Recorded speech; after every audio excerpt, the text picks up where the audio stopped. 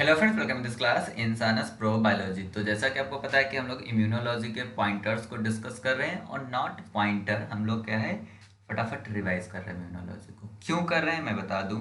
पहला टारगेट है इसको रिवाइज करने का, पहला रीज़न है वो है आपका आईसीएमआर एग्ज़ाम। बट सिर्फ आईसीएमआर ही नहीं, अगर आप गेट, नेट या कोई भी एग्ज़ाम अगर आप टारगेट कर रहे हो और अगर आपने कंसेप्ट पढ़ रखा है, सिर्फ रिफ्रेश करना चाहते हो, तो उसको उसके लिए मैं यहाँ पे ये लेके आया हूँ।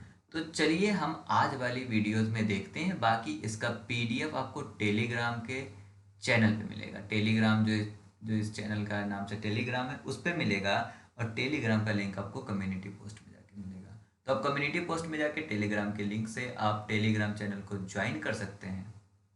ओके, चलिए इस क्वेश्चन में, इस वाले वीडियोस में भी हम पॉइंटर्स को लेके आएंगे। थोड़ा बहुत आपके क्वेश्चंस को, आपके दिमाग को थोड़ा एक्टिव करने की कोशिश करेंगे।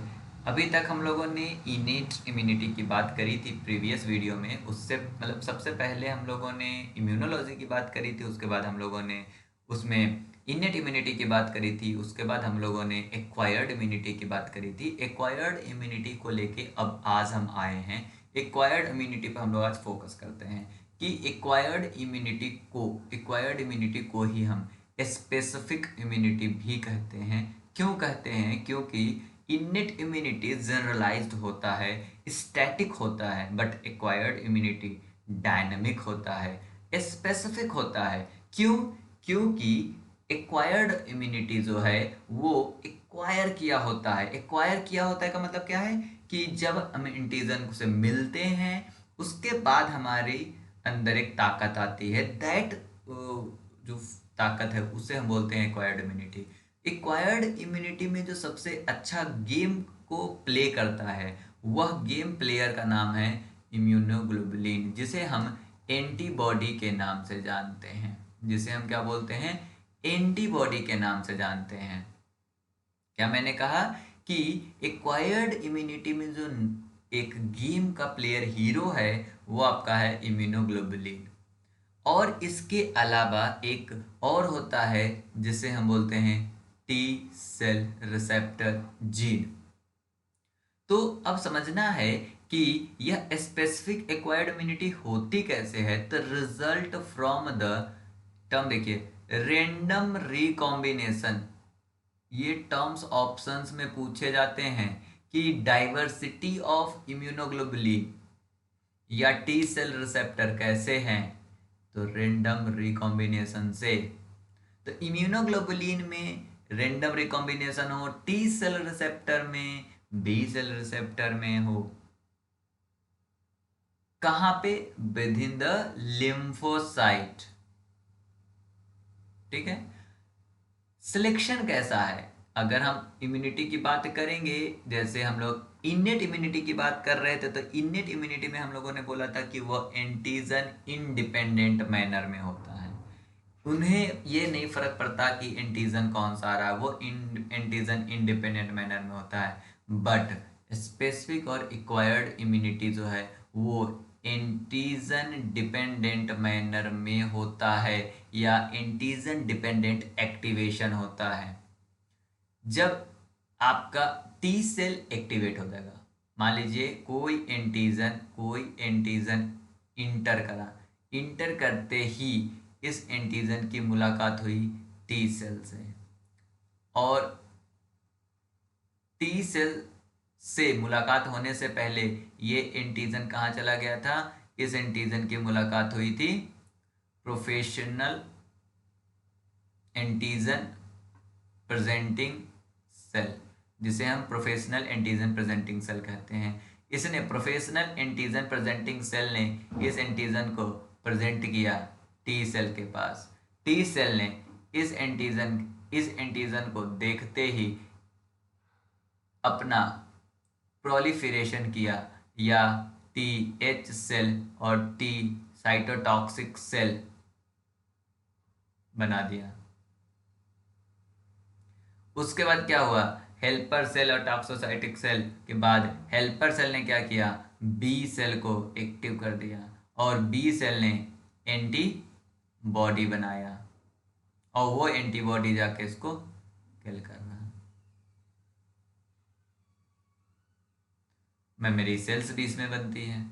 तो जब एंटीजन डिपेंडेंट एक्टिवेशन होता है, एक्टिवेशन का अगला प्रोसेस है प्रोलिफरेशन होता है, जिसे हम क्लोनल एक्सपांसन कहते हैं। Then differentiation of these cells to resolve और कंट्रोल द इन्फेक्शन।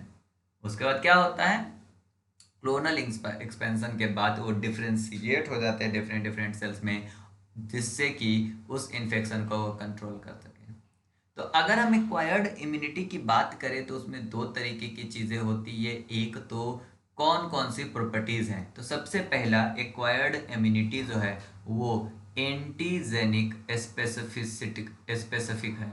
मतलब उनके अंदर, एक्वायर्ड इम्यूनिटी के अंदर एंटीजेनिक स्पेसिफिसिटी पाई जाती है। मतलब एक्वायर्ड इम्यूनिटी जो है इस बात को डिस्क्रिमिनेट कर लेता है कि कौन सा मॉलिक्यूल अंदर आ रहा है। कौन सा मॉलिक्यूल अंदर आ रहा है का मतलब है कि प्रोटीन है या कार्बोहाइड्रेट है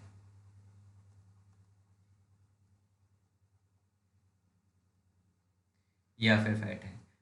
प्रोटीन में भी कौन सा प्रोटीन है, लार्ज प्रोटीन है या स्मॉल प्रोटीन है। जितना ज़्यादा लार्ज प्रोटीन होता है वो उतना ही जल्दी इम्यून सिस्टम को एक्टिव कर देता है, कार्बोहाइड्रेट नहीं करता है। पर मैंने लिखा है इसलिए को क्या पे लिखा है ना, different among the molecules. Molecules के बीच में वो डिफरेंशिएट कर लेता है। कौन? Acquired immunity. दूसरा, डिफरेंट डिफरेंट टाइप के एंटीजन आने पे ये डिफरेंट डिफरेंट टाइप के रिस्पॉन्स देता है और डिफरेंट डिफरेंट टाइप की एंटीबॉडी बनाता है। डिफरेंट डिफरेंट टाइप की जो है आपका एंटीबॉडीज उस पर्टिकुलर एंटीजन के लिए बनाता है, उस पर्टिकुलर एंटीजन के लिए मेमोरी क्रिएट करता है। मतलब क्या है कि आपका एक्वायर्ड इम्यूनिटी में डाइवर्सिटी पाई जाती है। डाइवर्सिटी पाने से क्या फ़ायदा होता है, ability to recognize and response to the vast number of different antigen. क्योंकि बहुत सारे एंटीजन है इसलिए वो क्या करता है, बहुत सारी डाइवर्सिटी में टी सेल रिसेप्टर और बी सेल रिसेप्टर बना के रखता है। बहुत ही ज़्यादा अमाउंट में टी सेल रिसेप्टर और बी सेल रिसेप्टर होते हैं।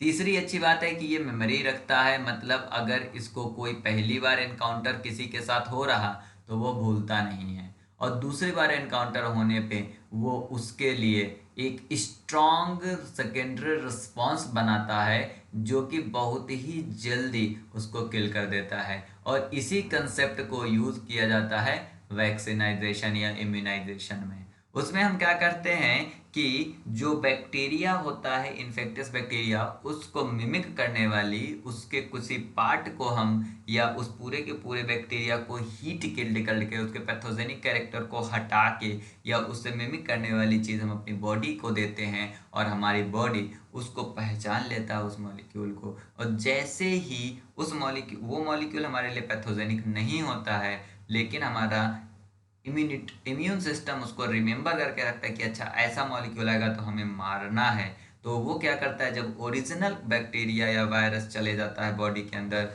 तो वो क्या करेगा, उस बैक्टीरिया को मारेगा, क्योंकि वो सेकेंडरी रिस्पॉन्स होगा। और एक्वायर्ड इम्यूनिटी का सेकेंडरी रिस्पॉन्स बहुत ही ज़्यादा इफेक्टिव होता है। ये फ़ायदा है आपका एक्वायर्ड इम्यूनिटी का। आपका इनेट इम्यूनिटी में ये फ़ायदा नहीं होता। वही लिखा है, ability to remember the prior encounter with a specific antigen and mount a more effective secondary responses. दूसरा, एक्वायर्ड इम्यूनिटी के अंदर इस बात का भी मतलब अच्छी बात होती है कि वो सेल्फ और नॉन सेल्फ एंटीजन को भी, या सेल्फ और नॉन सेल्फ रिकॉग्निशन भी करता है। इससे क्या होता है कि वह जो है सेल्फ एंटीजन के लिए रिस्पॉन्स नहीं देता है, बल्कि बाहर फॉरेन एंटीजन के लिए, नॉन सेल्फ एंटीजन के लिए वो रिस्पॉन्स करता है। सेल्फ एंटीजन के लिए रिस्पॉन्स जो नहीं देता है that is called a tolerance. Immune system जो है आपका सेल्फ एंटीजन के लिए रिस्पॉन्स जब नहीं देता है that is called a tolerance. और लैक ऑफ द टॉलरेंस पाई जाती है towards the self antigen. But अगर फॉरेन एंटीजन है तो वो रिस्पॉन्स करता है, और अगर वो अपने भी एंटीजन के लिए रिस्पॉन्स देने लगे तो that is called auto immunity या ऑटो इम्यून सिंड्रोम। जब वो खुद के बॉडी के एंटीजन के अगेंस्ट रिस्पॉन्स दे दे, एंटीबॉडी क्रिएट कर दे और उस एंटीजन को मार दे, उस सेल को किल कर दे, तो that is called auto immune disease या ऑटो इम्यून डिसऑर्डर्स। ये हो गया उनका क्या था, डिफाइनिंग प्रॉपर्टीज। अगर हम ब्रांच की बात करें, क्लासिफिकेशन की बात करें, तो अभी तक हम लोगों ने दो बातें करी कि एक्वायर्ड इम्यूनिटी में टी सेल का एक्टिवेशन हो रहा है, क्योंकि एंटीजन प्रोफेशनल सेल जो होता है वो क्या कर रहा था, वो टी सेल के सामने जाके एंटीजन को रिप्रेजेंट कर रहा है, और टी सेल जो है वो यूज हो रहा है। यहाँ पे क्या यूज हो रहा है, सेल यूज हो रहा है, that is called cell mediated immune response. जब टी सेल एक्टिव होता है तो टी सेल जो होता है बी सेल को एक्टिव करता है, और बी सेल जो है एक एंटीबॉडी क्रिएट करती है, और वो एंटीबॉडी जो होता है वह जाके काम करता है। अगर ये वाला प्रोसेस हो रहा है तो that is called the humoral immune response. क्या क्या ध्यान देना है कि एक्वायर्ड इम्यूनिटी में दो तरीके के रिस्पॉन्स होती है, एक आपका सेल मीडिएटेड है और दूसरा ह्यूमोरल है। सेल मीडिएटेड में सेल्स आते हैं जिसमें टी सेल होता है, ह्यूमोरल में हम एंटीबॉडी की बात करते हैं। तो वही लिखा है, T cell mediated immune response effected by T lymphocyte. इसमें क्या आपका T cells, T lymphocyte use होता है, वहीं पे ह्यूमोरल इम्यून रिस्पॉन्स आपका इफेक्टेड बाय एंटीबॉडीज। कहाँ पे एक्सप्रेस होता है, antibodies expressed on the surface of B lymphocyte. मतलब टी लिम्फोसाइट यूज हो रहा है सेल मीडिएटेड में, बी लिम्फोसाइट यूज हो रहा ह्यूमोरल में। ये एंटीबॉडी जो होती है वो बी लिम्फोसाइट से सिक्रीट होती है, और लास्ट में डिफरेंशिएटेड बी लिम्फोसाइट जो होती है जिसे हम प्लाज्मा सेल कहते हैं, और प्लाज्मा सेल का एंटीबॉडी बनाती है। तो वहीं पे यहाँ पे मैंने हाईलाइट कर दिया पहला पॉइंट कि CMI जिसे हम सेल मीडिएटेड इम्यून रिस्पॉन्स कहेंगे, उसमें टी सेल यूज होता है, बट ह्यूमोरल रिस्पॉन्स में क्या क्या होता है। सबसे पहले बी सेल जो है आपका टर्मिनली डिफ्रेंशिएट हो जाती है, जिसे हम प्लाज्मा सेल कहते हैं, और प्लाज्मा सेल्स आपकी एंटीबॉडी रिलीज करती है। प्लाज्मा सेल आपकी क्या करती है, एंटीबॉडीज रिलीज करती है। यहाँ पे प्लाज्मा सेल जो है that is a terminally differentiated, क्योंकि इसके बाद यह डिफ्रेंशिएट नहीं हो रही है, बी सेल फर्दर डिफ्रेंशिएट होकर डिफरेंट टाइप की प्लाज्मा सेल्स बनाएगी, और डिफरेंट टाइप का प्लाज्मा सेल्स पर्टिकुलर एक एक एंटीबॉडीज बनाता चला जाएगा, जो कि इन्फेक्शन को रोकने के लिए यूज होगा। यहाँ पे ग्राफ बना हुआ है, इस ग्राफ को एज स्टडी पर्पज यूज किया गया। ध्यान दीजिए यहाँ पे क्या है, स्ट्रेंथ ऑफ इम्यून रिस्पॉन्स दिखाया गया है वाई एक्सेस पे, और एक्स एक्सेस पे दिखाया गया है डेज इन बोथ केस। यहाँ पे देखना है कि first exposure to the antigen X जैसे ही यहाँ पे हुआ, फर्स्ट एक्सपोजर हुआ, यहाँ पे ये वाला आपका एक्टिव हो गया, और यह एक्टिव क्या हुआ, ये बहुत ही तुरंत एक्टिव हुआ, that is a इनेट immune response. अगर हम यहाँ पे भी देखेंगे तो यह जो है आपका एक्टिव हो गया इम्यून रिस्पॉन्स। मज़े की बात है कि यहाँ पे इन्होंने क्या लिखा है, फर्स्ट एक्सपोजर, यहाँ पे इन्होंने लिखा है सेकेंड एक्सपोजर।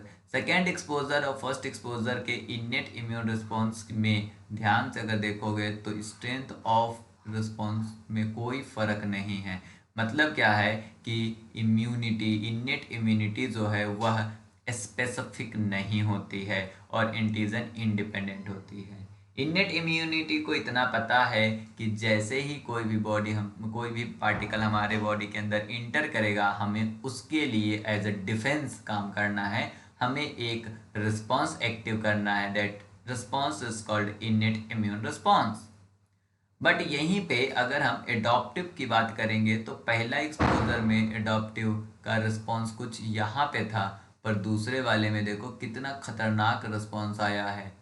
मतलब क्या है कि यह एंटीजन एक्स के लिए आपका जो एडॉप्टिव इम्यून रिस्पॉन्स है वह मेमोरी क्रिएट कर चुका है, और उसको पता है दूसरी बार के लिए कि अब मेमोरी सेल यहाँ पे आके इसको किल करने का काम करेगा और बहुत ही जल्दी इस एक्स को न्यूट्रलाइज कर देगा।